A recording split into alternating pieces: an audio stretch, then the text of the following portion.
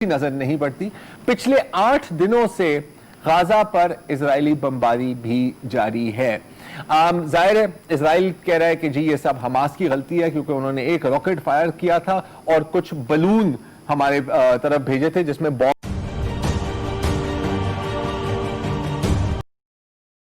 International politics पे बात करते हैं। जब इजराइल और यूएई के बीच में एक मुआहदे का ऐलान हुआ, अमेरिकन सदर ट्रंप ने बड़े फख्र के साथ कहा कि जी ये बहुत बड़ी कामयाबी है, तो बहुत स्पेकुलेशन हुई, बड़ी थियोरीज आई कि जी अगला कदम कौन लेगा। और बहुत लोग ये कह रहे थे कि जी शायद अब सऊदी अरब इजराइल को तस्लीम कर ले, और आपके भाई ने कहा था कि नहीं, इसमें ये अनकरीब नहीं होने वाला। लेकिन जाहिर है मेरी बात कौन सुनता है, मैं फिर भी बोलता ही रहता हूं। लेकिन आज आदिल अल जुबैर जो फॉरेन मिनिस्टर हैं सऊदी अरब के, उन्होंने कैटेगोरिकली कहा है कि सऊदी अरब इजराइल को उस वक्त तक तस्लीम नहीं करेगा जब तक एक इंटरनेशनली रिकग्नाइज्ड पीस एग्रीमेंट नहीं होती इजराइल और फलस्तीनियों के बीच। आपको याद होगा कि सऊदी अरब ने खुद इस तरह की बहुत प्रपोजल्स किए हैं, कुछ ड्राफ्ट एग्रीमेंट्स भी उन्होंने प्रपोज किए हैं।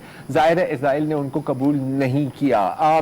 इसका ये मतलब नहीं है कि कॉन्टैक्ट्स नहीं होंगे या कुछ एग्रीमेंट्स नहीं होंगी, लेकिन ये अंडर द रेडार होंगे। और एक और वजह शायद सऊदी अरेबिया क्योंकि इस इनिशिएटिव का हिस्सा नहीं बनना चाह रहा, क्योंकि ये यूएई ने ये इनिशिएटिव लॉन्च किया था, तो फिर इससे ये एक तस्वर आएगा एटलीस्ट मिडिल ईस्ट में और बल्कि पूरी मुस्लिम वर्ल्ड में कि आप बी टीम का किरदार प्ले कर रहे हैं। और जाहिर है सऊदी अरब यूएई के सामने बी टीम का किरदार नहीं प्ले करना चाहता।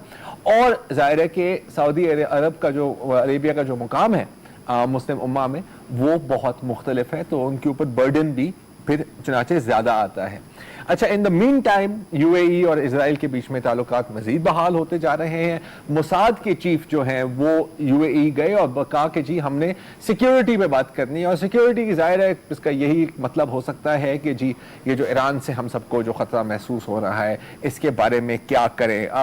इजरायली वजीर आजम बेंजामिन नेतन्याहू ने भी कहा है कि जी अनकरीब मुत्तहिदा अरब अमीरात और इजराइल के बीच में एयरप्लेन का भी एक लिंक होगा। इंटरेस्टिंग बात यह है कि अगर ये लिंक बनेगा तो शायद ये सऊदी अरेबिया के एयर स्पेस को क्रॉस करते हुए गुजरेगा। अच्छा, ओमान के जो फॉरेन अफेयर्स मिनिस्टर हैं उनका भी कांटेक्ट हुआ है इजराइल के साथ, फोन पर बात हुई है, ये भी सिग्निफिकेंट है। लेकिन अगेन इसका ये मतलब नहीं है कि अनकरीब ओमान भी इजराइल को तस्लीम करेगा, क्योंकि ओमान अक्सर कोशिश करता है कि ईरान को बहुत ज़्यादा खफा ना करें। और जाहिर है कि अगर ओमान ने रिकग्नाइज कर लिया इजराइल को तो ईरान से जो रिएक्शन आएगा वो काफ़ी नेगेटिव आएगा। जो सबसे मजेदार बात हुई है वो है सूडान में। आपको पता है कि सूडान का बंटवारा हो गया था सूडान और साउथ सूडान में अभी हाल में ही। तो वहां के जो तर्जुमान है दफ्तर खारजा के हैदर बदावी अल सादिक, वो स्काई न्यूज अरेबिया से बात कर रहे थे और जाहिर है मौजू यही था इजराइल और यूएई। और उन्होंने कहा कि जी मैं तो चाहता हूं कि इजराइल और सूडान के बीच में भी इसी तरह का डील हो और हम सबको बहुत फायदा आएगा। और बहुत तारीफ की मुत्तहिदा अरब अमीरात ने जो एक्शन लिया है। अच्छा, अब यहां तक तो बात सही थी, लेकिन जो फॉरेन मिनिस्टर है उन्होंने कहा कि जी ये पता नहीं आप किस तरह की बातें कर रहे हैं, ना इस तरह का हमने कभी सोचा है, और ये तो एक मुकम्मल हवाई फायर है। अच्छा, अब जहां तक यूएई और इजराइल की बात है तो आपको याद होगा कि जब ये मुआहदा अनाउंस हुआ तो उसमें यह कहा गया, यूएई जो इसको स्पिन दे रही थी आप कह सकते हैं कि नहीं जी ये फलस्तीनियों के फायदे में है। और ये भी कहा कि जी ये जो एनेक्सेशंस जो चल रही हैं फलस्तीन में, जिसमें इजराइल मजीद काबिज हो रहा है, मैं मजीद का लफ्ज इस्तेमाल कर रहा हूं, काबिज तो पहले से ही है, फलस्तीनियों की सरजमीन पर इनको रोका जाएगा। बड़ी अच्छी बात है अगर ऐसा हो रहा होता। लेकिन उसी के साथ साथ इजरायली वजीर आजम नेतन्याहू ने भी अपनी हुकूमत को कहा कि नहीं जी मैं तो कब्जा करता ही जाऊंगा, रोक सकते हो तो रोक लो। और इसके साथ साथ और जाहिर है कि मीडिया में बहुत कम, इंटरनेशनल मीडिया पर इस पर तो बिल्कुल ही नजर नहीं पड़ती, पिछले 8 दिनों से गाजा पर इजरायली बमबारी भी जारी है। जाहिर है इजराइल कह रहा है कि जी ये सब हमास की गलती है क्योंकि उन्होंने एक रॉकेट फायर किया था और कुछ बलून ہمارے طرف بھیجے تھے جس میں بوم لگے ہوئے تھے.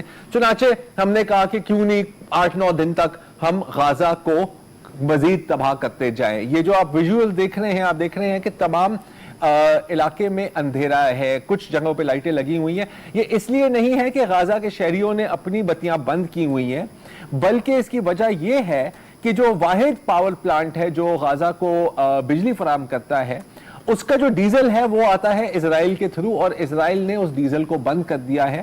چنانچہ اب آج کل غازہ میں پورے دن میں شاید 2 سے 3 گھنٹے بجلی آتی ہے. تو یہ ہو رہا ہے، یہ بینیفٹ ملا ہے وسعت فلسطینیوں کو یو اے ای اسرائیل کے ڈیل کا. آپ کا کیا خیال ہے؟ ہیلو. میں یہ کہنا چاہ رہا ہوں کہ آپ نے ابھی سعودی عرب کی بات کی کہ وہ کیوں تسلیم نہیں کر رہا.